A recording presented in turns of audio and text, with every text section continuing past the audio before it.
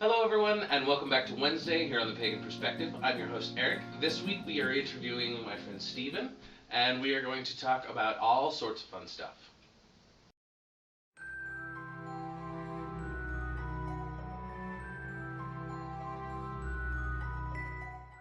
There was a day when I was young and free and my heart soared light. So this week we are talking to Stephen. Stephen is the leader of a local pagan group called the Skywise Grove. How long have you been doing that? Skywise has been around for about 12, 13 years now, I think. Okay. One of the things that a lot of the people watching this are going to be interested in is what do you call your path? Kind of give us a background. How'd you get into paganism in the first place, and where has it led you to so far? Okay. I've actually been practicing paganism for about almost 30 years now. I've called myself a pagan of one stripe or another for quite some time. Started out in Wicca. Okay. Back in the really late 70s, early 80s. That was, of course, when Wicca was pretty much the only fish in the pond. So I went from practicing Wicca, and I was primarily interested in that because of, at the time, it was commonly billed as the ancient Celtic tradition, which is actually where my interest was. And over time, kind of adjusted to calling myself Druid, and currently identify as a Celtic traditionalist. Okay. So that's what you call yourself, in the path that you've kind of brought yourself into is Celtic traditionalist Or Celtic reconstructionist. Okay, Both so terms are used. that's one of the things that we definitely want to discuss, because I understand there are a lot of misconceptions about what reconstructionism really is, as opposed to reformationism or revivalists. Okay. So basically, in your own words, how do you define reconstructionism? Reconstructionist approach for any culture is basically about looking at what the culture actually did. Okay. And using that as the framework to build forward from. Our goal is usually to try and understand what our ancestors in that culture did, which varies from culture to culture. And in the same way that many neo-pagans are accustomed to trying to see past a Christian veneer, we try to look past some of the ideas that have been common in neo-paganism over the last 30 some odd years, and make sure that we're not just adding a new veneer to an ancient cultural tradition, looking at what they actually did, what they believed, but then using that as a foundation to move forward from. Okay. So it's not necessarily that you're trying to exactly mirror what the culture used to be, but it is a cultural thing. You're not necessarily trying to mirror and mimic what the culture was, but you're using that as a jumping off point. Yeah, it's the foundational point. Okay. In the same way that, I wouldn't want to give up toilets. We're not trying to move back to the Iron Age. Okay. There are a lot of things that are considered progress in our world that we're very fond of and don't want to get rid of. And we're not about to go back to headhunting or anything, which was perfectly acceptable in many cultures, but probably wouldn't go over real well now. Right.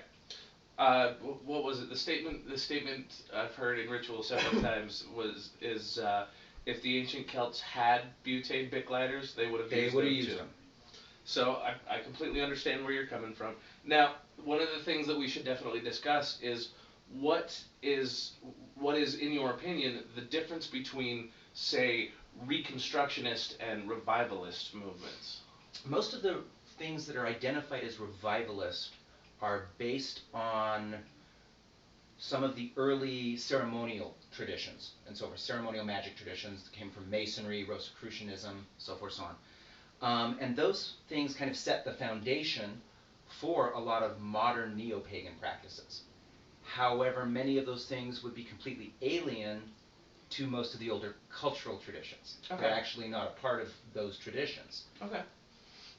All right. So, in knowing that you do run, you're kind of the higher up. I don't know. Clan Chieftan. Okay, Clan Chieftan of Skywise. What is it that made you want to be, or how, if you didn't actually initially want to be, in charge of the group. What was it that brought you into starting a group as opposed to just joining one of the ones that were around already? Early on, I looked into quite a few groups in the area, in the valley. And like I said, at the time I was basically in the transition between being Wiccan and Druid and so forth. As I investigated a lot of different groups, I just really wasn't finding anything that matched my image of something I wanted to join. Okay. I started running through the idea of creating a tradition, primarily for my own use, but I think like most people, you hit a point where you want to be participating with other people. Okay. Especially when you're looking at a cultural tradition, which, I mean, they're tribal at their core. It's not a solitary path. It's not an eclectic, just for my spiritual growth. You're talking about cultural traditions that are shared amongst people. It kind of falls flat if you're doing it by yourself. So I can completely understand that. One of the things, just kind of off topic, what are some of the experiences that you have personally with attempting to start a tradition? Because a tradition is a tradition is the reason a tradition is because you do it over and over and over again. What are some of the things that you've run into about trying to start a tradition that just doesn't seem to quite pan out? What are some of the reasons that happens in your experience? I mean, initially we were obviously pulling traditions from multiple sources. Sure. And kind of cramming them together. Okay. What happens sometimes is you find that those traditions superficially may seem like they go together, but as you start exploring them in greater detail, you find out that they contradict each other.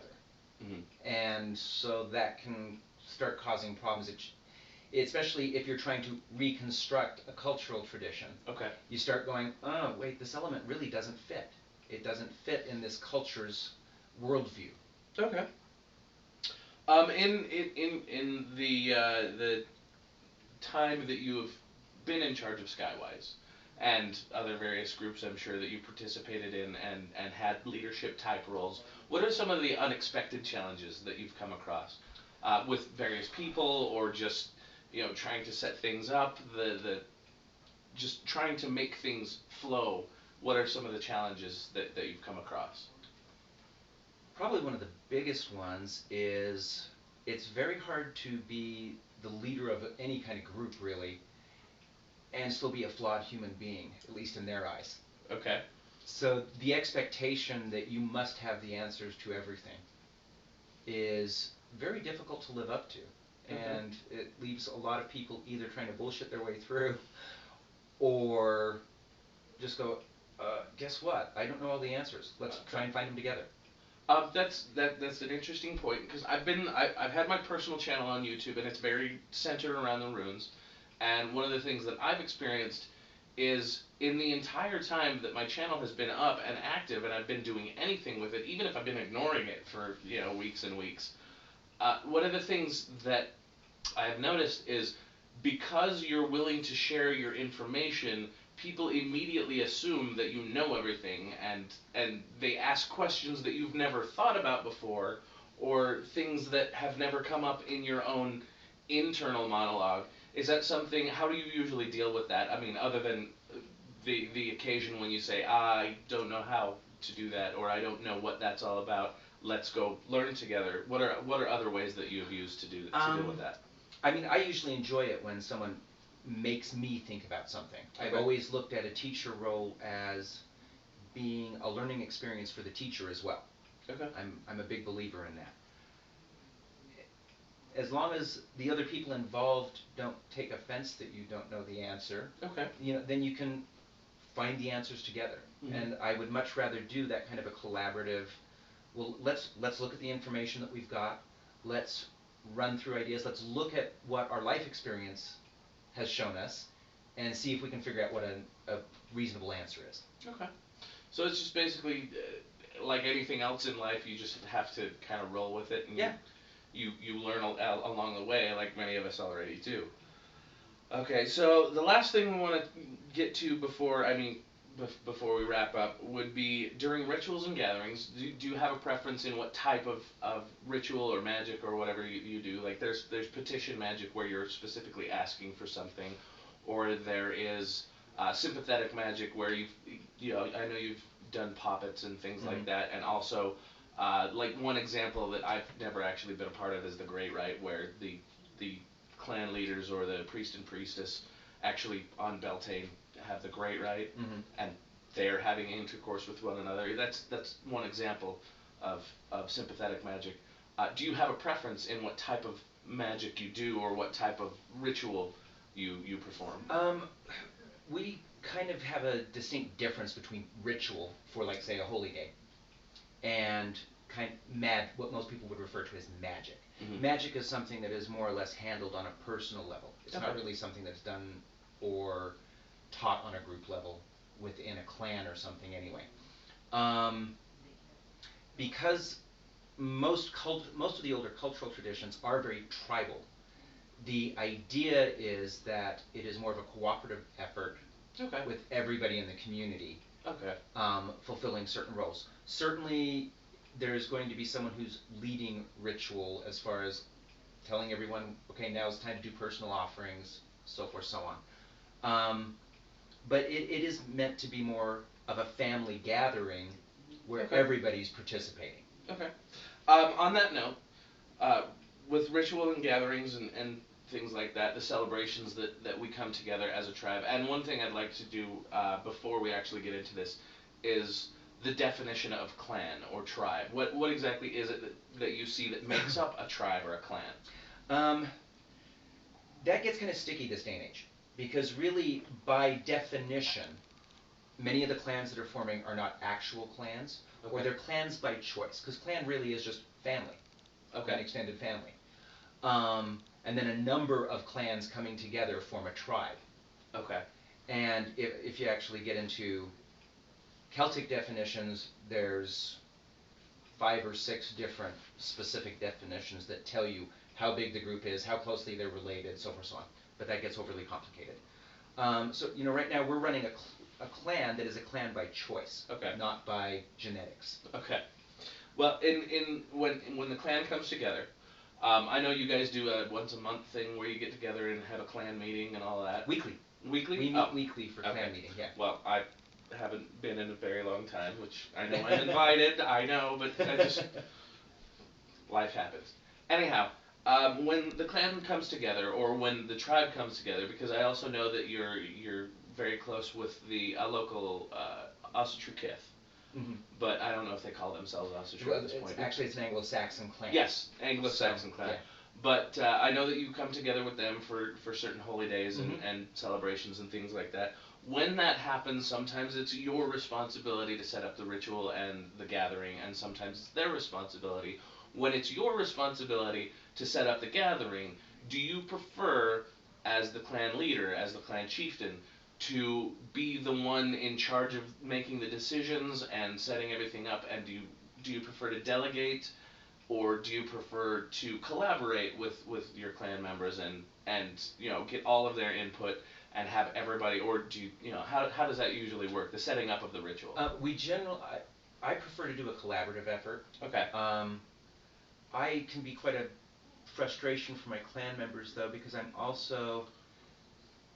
I'm a person that goes off of instinct at the last minute in some areas. I'm not one of these people that has to have every detail of the ritual figured out. I'm a strong believer in inspiration during the ritual. So generally what we do is we will come up with a rough outline of what we're going to do, fully understanding that the spirits may take us in a different direction during the ritual. So, and beyond that, I mean, we live in a world where people are accustomed to being either the one individual up front in charge or congregation. And that can be a difficult dynamic to change in people, getting people to, I'll step forward and do this, and I'll step forward and do this. I'm actually very lucky because my clan members are very willing to do that.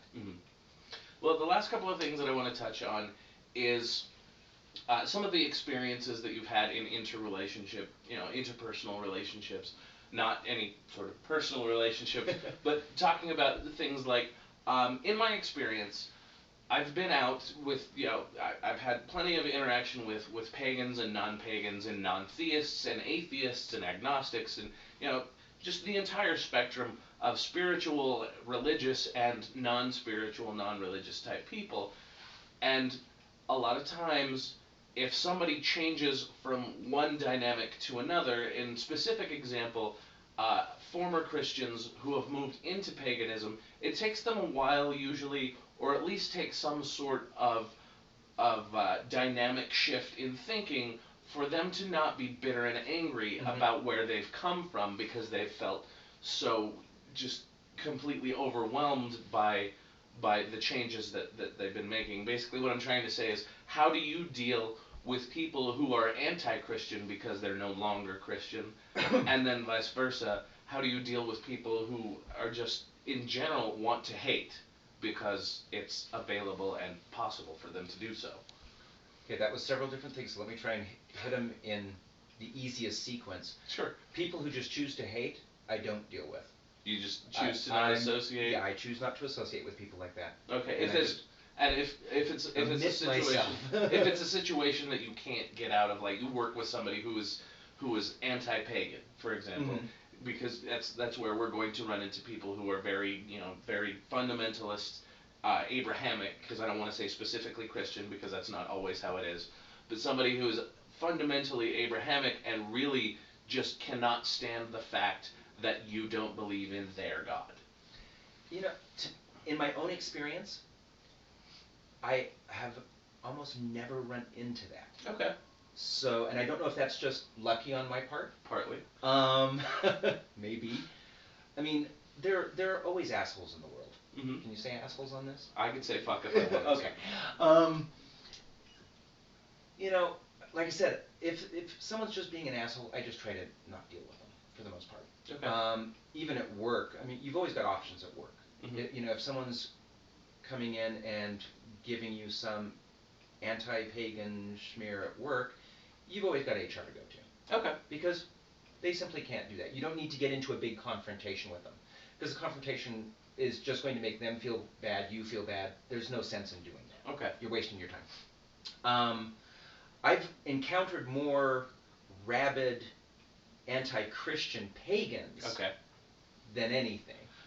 Is there a general statement that you use when encountering anti-Christian pagans that usually makes them less standoffish or less adamant about their belief that Christianity is going to ruin the world? Well, we don't know that it will or won't ruin the world. We'll have to wait on that one. But right. I mean, a lot of times pagans, like you said, are anti-Christian really because they've got unresolved issues. Mm-hmm. However, they use misinformation that they've been given as justification for that feeling. And a lot of times just pointing out that your information's not accurate.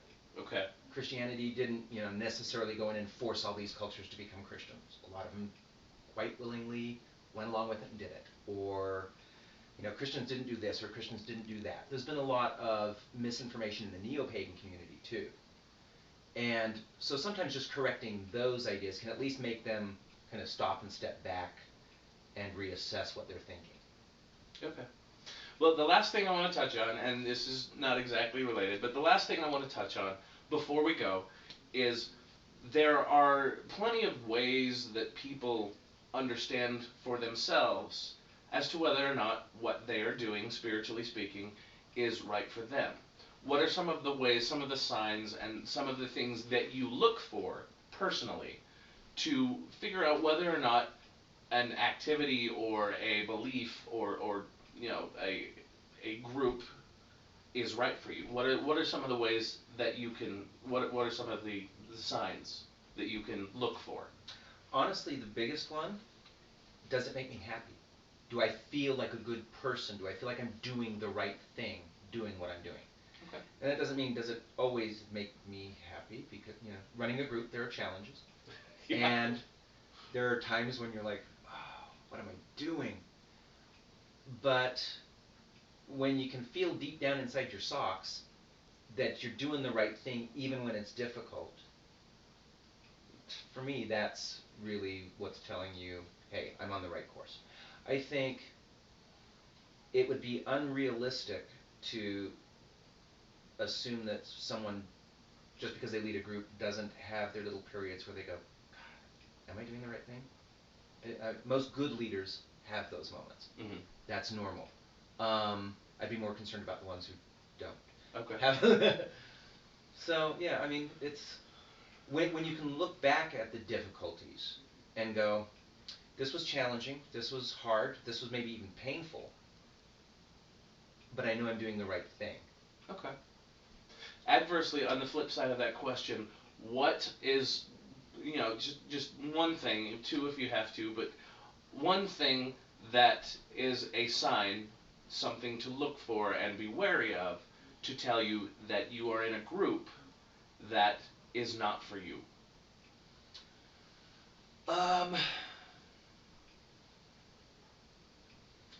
There's actually a lot of those. Just, control. If someone is trying to place an unreasonable degree of control upon you, okay. that is usually a good red flag that that's not where you should be. So when somebody is trying, as opposed to trying to be a mentor and a guide, someone is trying to forcibly lead you, you should probably reconsider your associations with those people. Definitely. Okay. Well, I think that's going to pretty much cover what we wanted to talk about today. Do you have anything specifically that you'd like to tell the audience before we go? No. Do you have any other questions that? No, not really. Okay. I think we're all set. Thank you for coming, Stephen. Thank you for having me. I had a blast. And, so did I. We should do stuff like this. If we had an actual topic that they were giving us, that would be kind of awesome too. But we just kind of came up with most of this off the cuff, which is the way we like to do things. Yeah. But other than that, I hope you guys enjoyed this. We really enjoyed this. But if you have any questions, comments, concerns, things you'd like to know more specifics about, feel free to leave those in the comment section below. I'll actually get Stephen to try and keep up on the comments as well, so that he can help. It will be under my name, Lurch579, when we make the responses to any of those comments. But like I said, feel free to put those in the comment section below. Any questions, comments, concerns. But thank you all for watching, and of course, until next time, Odin be with you. They say it's not the destination, but the journey that's our goal. Then where am I to find a place where I can rest my soul? When I should be moving forward, I'm still looking where I've been, or running round in circles in a race I'll never win.